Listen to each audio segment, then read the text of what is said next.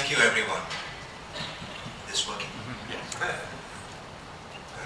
Dean Neeruman, Dr. Blodgett, Dr. Ferguson, faculty of the University of Houston, members of the Advisory Council, and students. It's a great honor for me to be here today and to have the opportunity to address you. I immigrated to the United States 22 years ago, and at the first interview I went to get a job, I was told, "You don't know a damn thing." The reason I was told this was because I was not educated in America. I did not have work experience in America, and according to the interviewer, what could I possibly know? But I had come here for the American dream. The American dream that promises everybody a chance, wherever you come from and whoever you are. I believe that in America, you can begin with nothing and can achieve everything through hard work and perseverance. That failure to get a decent job led me to start my own business. It is of course a dangerous strategy, since we all know that 90% of new businesses fail. But at the same time, I had nothing, so I really had nothing to lose. So every failure is an opportunity to make a change. You just got to find what it is. When I first came to Houston, I did not know a single person. My first point of entry in the country was New York. In those days, before the internet, it was difficult to find out about other cities. So I called up the local newspapers of about 10 cities, including Dallas, Los Angeles, Miami, New Orleans, and so on, and asked them to send me their weekend newspapers. We had to buy them for $3 or $4 each. From this, I was able to get the pulse of the city. Business, housing, restaurants, cost of living, crime, etc. I knew that I wanted to start a company doing international business. So Houston, with its international port and airport, was a good fit. I decided to start my company and called it Equator Corporation. It was an import-export company for moving products between America and Europe, Africa, and Asia.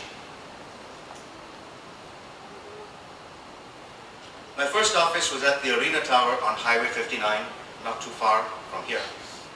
Houston at that time was recovering from the oil bust of the 80s, and there was a lot of surplus office space available. I was able to negotiate a 3-year lease with no deposit and no rent to be paid for the first 6 months, with payments gradually increasing after that. I still remember my first day in office. April 1st, 1991. April Fool's Day. I didn't know this at that time, but starting and sustaining a business would be no joke. It would be the most serious thing I would be doing for the rest of my life. My office was well laid out with a desk, sofa, coffee maker, copy machine, even a silk rug. My first visitor came for a meeting at 10 a.m. He asked me how long I had been in that office. I said, "Not long at all." And this is what he told me. "This is a beautiful office you have set up, but what are you doing here? To get business, you have to get out and hustle." I started my import-export business, and I was breaking even within a year, but I was searching for a product that was more tangible. At the time, I was staying in an apartment. I was young, with a little child, and I told my wife every Sunday, "Let's go to Galveston. Let's go and enjoy ourselves at the beach." And she would say, "I can't do that. There's too much laundry to do." I'm sure many of you have used these machines. You go to the coin-op machine, you load your clothes in the washer, you go back in 30 or 40 minutes, you transfer the clothes from the washer to the dryer, then you go back after an hour to remove the clothes from the dryer, and if you get late for some reason, you may find your clothes tossed out or even missing. I told my wife, "Why don't we get a combo washer dryer like the one we had in our apartment in London?" A combo washer dryer, which you see on the right, is a one single machine that both washes and dries your clothes without any transfer from washer to the dryer. So off we went to Montgomery Ward's and Sears and looked for this machine.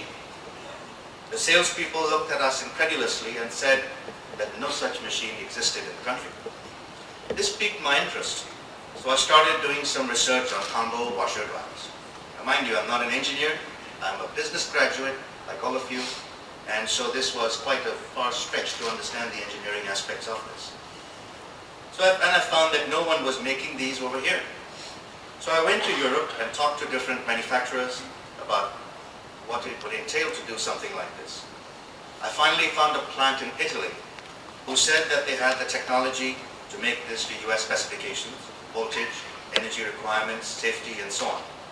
They asked if I had the funds to bankroll the business. And I said, of course I do. Always show that you're positive, even if you aren't.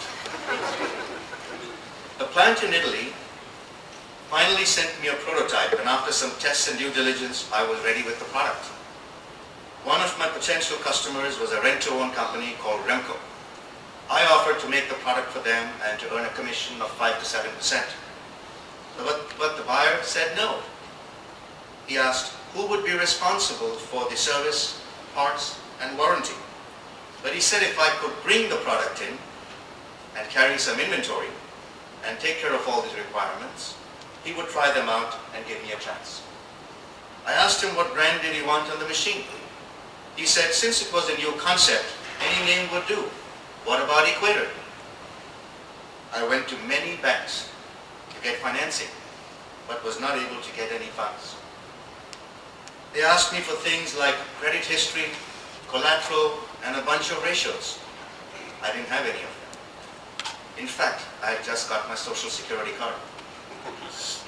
So now I had to figure out how to fund the project. By then I had built up a stack of credit cards. I went to the bank and cashed these out and wired the money to the plant in Italy. My first container was now in production and I was committed. So be committed. Don't look for an exit plan. It's too easy to cut and run. The container arrived in a couple of months and I started to sell these to my first customer. I thought, this is the most wonderful product since sliced bread. And the customers would line up to buy it. This great combo washer dryer that had the ability to change people's lives and free up their time. But no one came. People were skeptical about the concept, how it worked, about front-loading machines, and in general, whether they leaked, how long it would take, and so on. I decided to go on a press campaign. I started issuing press releases nationally in major metropolitan cities. The day it was published in the local paper, we would have customers calling us to get more information. We asked the customer who is the best appliance dealer in your city. We then called the dealer and told them about our product and we had customers lined up to buy the product if he decided to buy it. In this way, we were featured in major national papers including the Houston Chronicle, New York Times, Wall Street Journal, and magazines like Fortune, Business Week, Popular Mechanics, Popular Science, and so on. We even got on the Oprah show. The strategy worked. Customers called, we gained credibility, and we made sales. In this way, we built up a national dealer database. Based on the success of the strategy, I still believe in this maxim. The only reason for any publicity, including advertising, is to sell. Keep a clear head, keep your ego in check, and don't ever mistake that this is about you. It's for the product.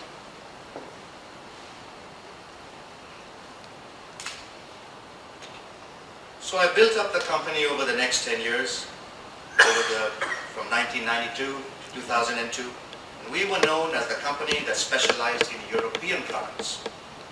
We had combos from Italy, dishwashers from Spain and from Greece, refrigerators from Denmark and Germany, and food warmers from UK.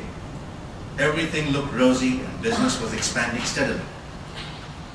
We had distribution centers in 8 places around the country: Houston, Seattle, Los Angeles, Chicago, New York, Miami, Atlanta, and and one in Toronto. We did this in order to be close to our customers. Shipping costs were very high. It cost us $25 to ship a machine from overseas to the US, or $100 to ship it from point A to point B in the US, domestically. However, the operations were unruly, and we kept having issues regarding shipping, damage, repairs, etc., and most importantly, having the inventory in the wrong place. No one was able to forecast exactly which customer needed machines from which distribution center. As business students, these are probably things that you will come across as you go along. So I thought that perhaps we needed to consolidate our operations and decided to build our centralized global headquarters and distribution center in Houston. We picked a great location on Beltway 8, bought the land, got a top architect to design the building. The building would be reflective of our business and the countries we did business with. We called it Equator Plaza, a 60,000 square foot building with Doric columns borrowed from the Parthenon in Athens, Greece, skylights to let the light and the sun in, which was inspired from the churches of Italy. The building was painted metallic silver, symbolic of the Guggenheim Museum in Bilbao, Spain. The roof was shaped like the sacred door of the Buddha temple in Sanchi, India. We moved into our building. Things looked good. We had about 2,000 dealers around the country. Business was rocking and rolling. We were making good profits, and we thought we were the cat's meow. But unknown to us, there was trouble on the horizon. The seeds for this were sown in the formation of the European Union. In this, the European countries would unite their separate currencies into one currency called the euro. The northern European countries like Germany and France were stronger and favored the euro so they could expand their industrial markets. The southern European countries also favored this as it would give them access to manufacturing technology from the more industrial north, as well as expand agricultural markets. However, it did not quite work out that way. The northern European countries quickly dominated the Eurozone economy and put a lot of pressure on the southern countries like Italy, Spain, and Greece. Some of those effects you're still seeing now. The euro at that time, which started off at 0.8 to $1, gained strength and was soon at 1.5 to $1. This almost doubled our cost and was not sustainable. American consumers did not care about the volatility of the euro and wanted to buy at a stable price. Into this combustible mix came China. China was promoting itself as a manufacturing hub and had pegged its currency, the yuan, also called the renminbi, to the US dollar. At the time, it was 8.3 yuan to $1. It became easier to do business in China with the stability of a fixed exchange rate. In fact, doing business with China was almost as simple as doing business with California. The pressure on European companies was unbearable, and this started resulting in the closure of many companies. It was a shame that great companies with strong engineering histories just crumbled, including many of the plants we did business with. It was an example of creative destruction, whole production segments being rendered obsolete. Our main supplier of combo washer dryers from Italy was a small company, and they too found the going difficult. They decided to sell out to the number 3 player in Europe, $5 billion company. I got the notice one fine day that this was happening.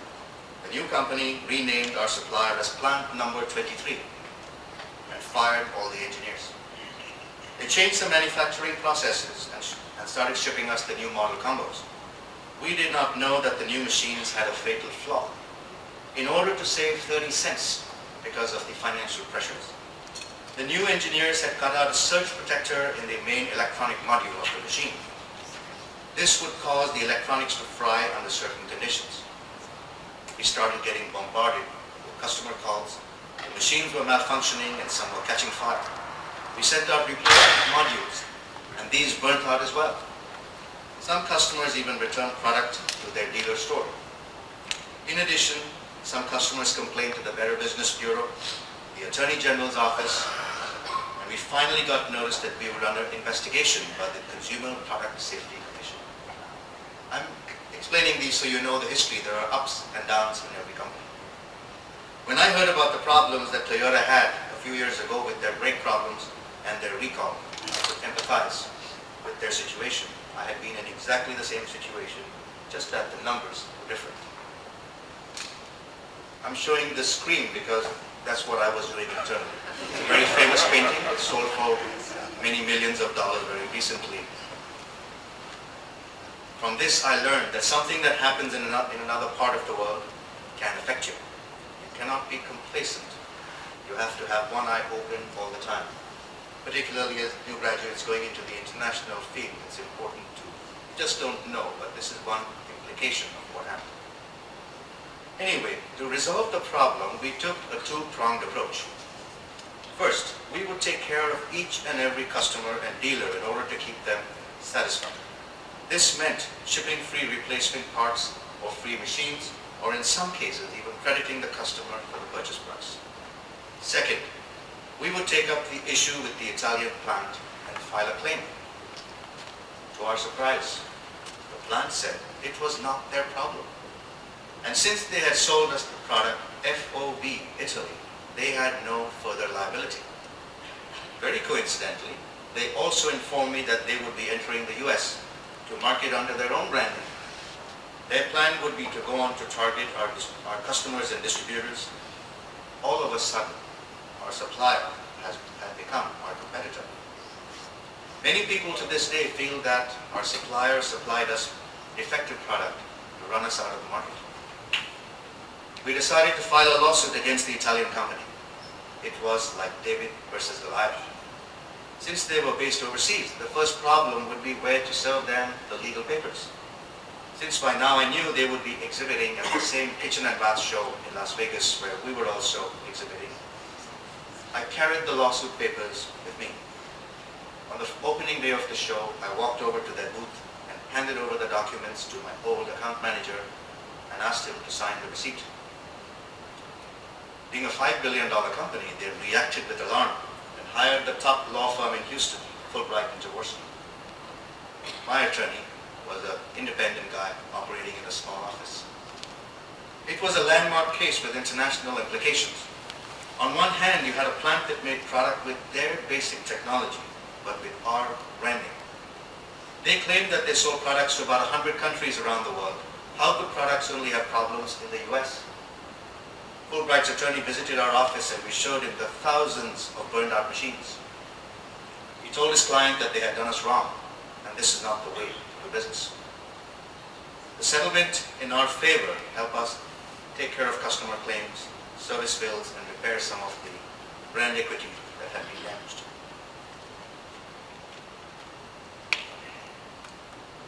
You must fight for what you believe is right. No one will feel sorry for you when things go wrong.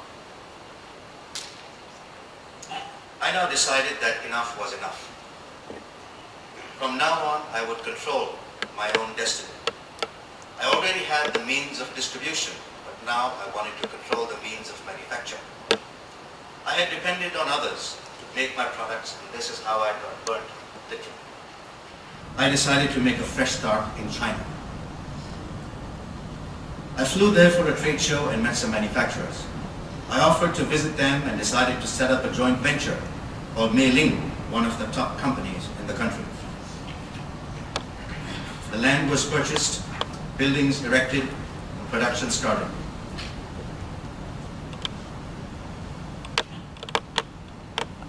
These are some of the pictures of the building.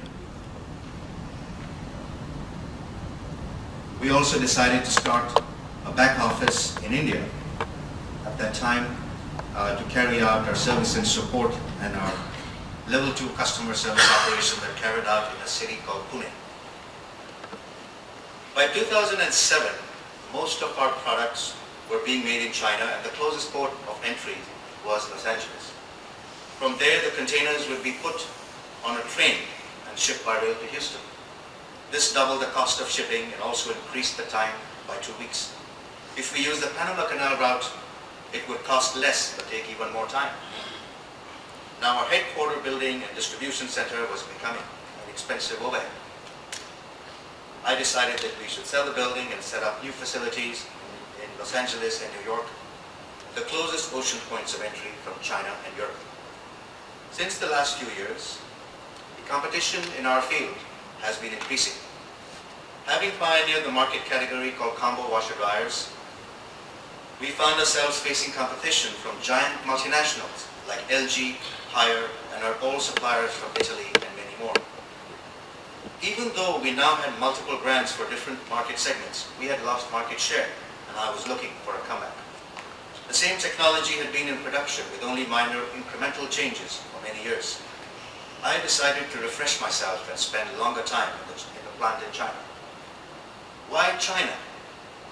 I believe that China is the only place in the world right now that has the mix of engineers, plant capability, labor cost, component suppliers, and the ability to comply with the requirements of the US for packaging, safety, energy compliance, and so on. And I believe this will be true for at least the next 10 years. As a product developer, you need the cooperation of a number of people, none as important as the engineers. Most engineers are programmed to say that it cannot be done. But I'm lucky that I have a group of engineers I work with who said yes, that they could do what I would ask of them. I made a list of all the improvements I wanted based on our customer feedback. Some of these were enhancements containing multiple operations. Some of these features had never been done before. I was called to China a few months later to review the product, and after a few tweaks, we were ready to go. Our new machine is called the Super Combo, and it was just rolled out a few months ago. It's the most advanced combination washer dryer in the world with multiple features, including 2 different kinds of drying, venting, and condensing. In addition, we have fans that can exhaust the air to 50 feet or even 100 feet, critical for older buildings and so on. This is causing waves, and we've already been accepted into Sears, Best Buy, Costco, Sam's Club, and many other stores. We also sell our products to the recreational vehicle and marine markets under our Pinnacle brand. We will also be expanding in Europe and the Middle East, and also introducing sales in Eastern Europe, which, by the way, is being spearheaded by an ex-student of the college called Bosco Kalchik. We also have plans for South Africa and India in 2014. Electrolux, the largest appliance company in the world, has asked us to sample and test our machines. They would be interested in selling it under their branding. It will be quite a role reversal from where we started off. We will now be the manufacturer, making for others their branding. We're also planning to set up a plant in Fort Worth sometime in the next year or two with another proprietary design called the Cobra Hybrid. How do you sell? People ask me that question. I met a lady recently at a trade show, and she said that she did not want to sell. She was sitting alone, and I went and talked to her. I asked her what she did, and she told me she owned a hair salon, but she was there with her husband and accompanying him, and she really didn't want to get involved in what he was doing. So I told her about our Super Combo and how it worked, and we were also trying to sell our machines to hair salons.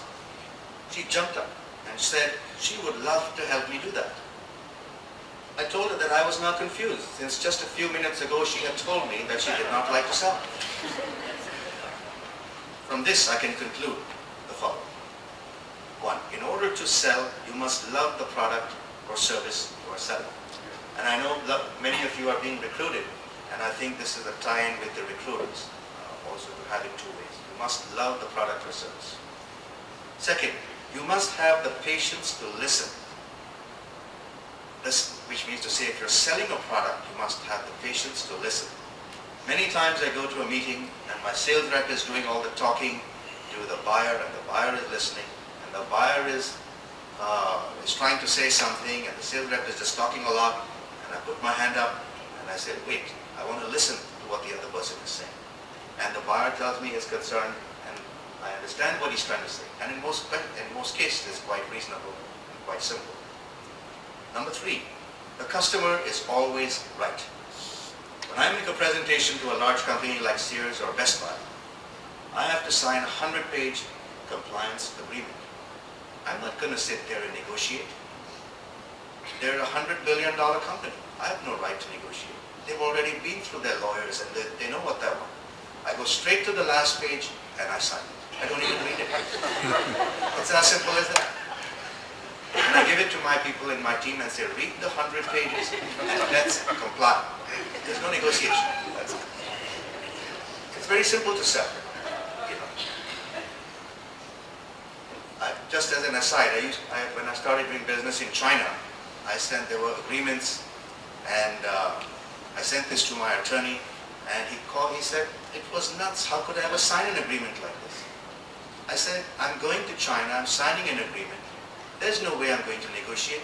And this is the same thing that GM and GE and so on, they go with a plain load of lawyers.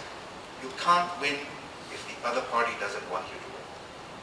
It has to be a meeting of minds. So how do you build relationships? I build relationships by connecting to the other party in multiple ways.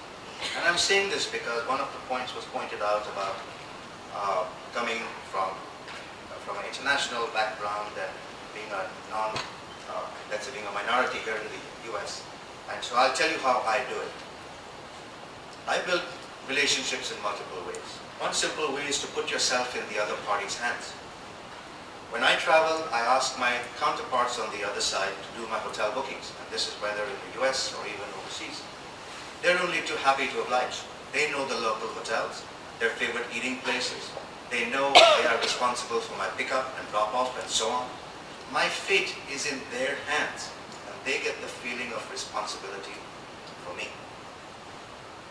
Someone once asked me, well, if you do that, what happens to all your points? I like to stay, I have my favorite Hilton and Marriott, and I have a lot of points, but by doing it this way, I don't get my points. I told him, I don't care about the points. I was interested in the relationship. And this is the lesson from here. Stay focused on what you really want. Do you want the points or do you want the relationship? In my case, I want the relationship to work, and I spend a great deal of time on relationship management. If the relationship is strong, the business has a good chance of working. Business is difficult as it is. It is easy to have a good relationship when the business is smooth, but when the going gets choppy, it is the relationship that will get you out of trouble. People have to know you and believe in you as a person. We all play different roles, and we are different in our official role and as an individual. I make it a point to invite business people to my home so they can meet my family and know about me.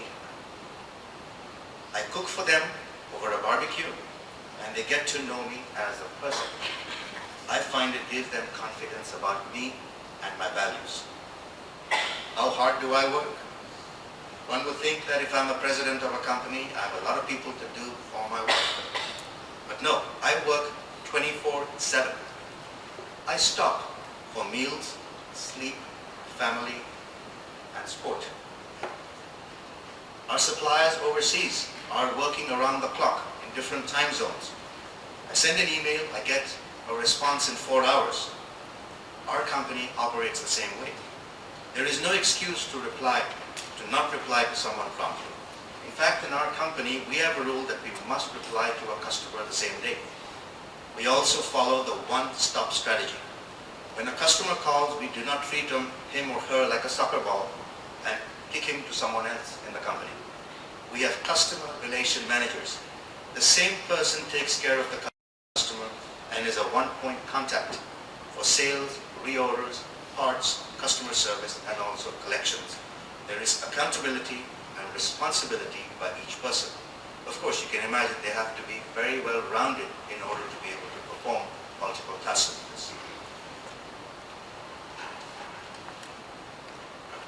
Today is Pearl Harbor Day. Perhaps you're all aware of the historical significance of this day. It is not because 3,600 Americans were killed or injured in the Japanese attack on Pearl Harbor. In fact, there were more than 1 million US casualties in World War II. It is because the Japanese attacked the US in Pearl Harbor without issuing a formal declaration of war. In war too, there is a code of conduct which must be followed, and for whatever reason, the declaration of war by the Japanese imperial government was not received in time. For this reason, President Franklin Roosevelt proclaimed December 7, 1941 as a date which will live in infamy. It was considered to be not fair play. As in war, so too in business. There is a code of conduct which binds us. No one objects if you make money the hard-earned way. That is, by buying or making a product or service and selling it for a profit. This is the fundamental of any business and applies to entrepreneurs like me and also to large corporations. However, in the last few years, the reputation of business has been damaged due to the outright dishonesty of people who have skimmed the system for their greed. It used to be that people were more interested doing the best they could in making a product or service. The reward was only a byproduct. Nowadays it seems that making of money has become a goal in of itself. Here's the result of a Gallup poll listing different professions as regards ethics and honesty. On the left you will see the most trusted professions, on the right the least trusted position, and you can see business executives is the least trusted, even more than attorneys and car salespeople. I'm in the business field like you. For all of you getting your MBA, on the cusp of going into the world, it is a sobering thought to know where your profession stands. But we have a chance to change that perception. Even the Japanese have been able to redeem themselves, judging by our love of automobiles and electronics. As you go forward, I hope you will remember that you must be fair and ethical in the treatment of all those who you come in contact with, your employees, your superiors, your customers, your vendors, your financiers, and so on. There should be a feeling of fair play. Too often, in the business world, we are governed by the making of profits, cutting off losses, meeting Wall Street expectations. It's dog eat dog. When one takes shortcuts and does it at the expense of someone else, it is dishonesty and it creates negative feedback, in addition to the taking of livelihoods of innocent people. When have we last heard about what is right or wrong? It's always that we have complied with the law.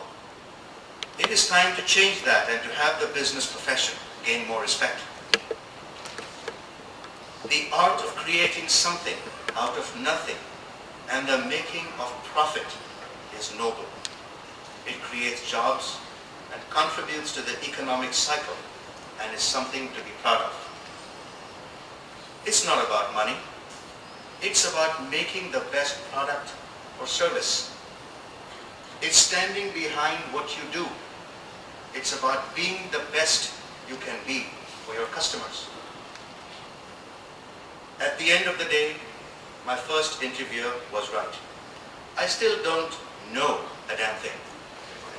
If you see what Socrates said, to know is to know that you know nothing. That is the meaning of true knowledge. We are always constantly learning and trying to get the best possible outcome for a situation. I know now that I have reached close to the halfway point of my business career, and I hope some of these lessons I have learned will help you along your journey. I wish you all the very best for yourselves and to accomplish all that you can in this life. Thank you very much.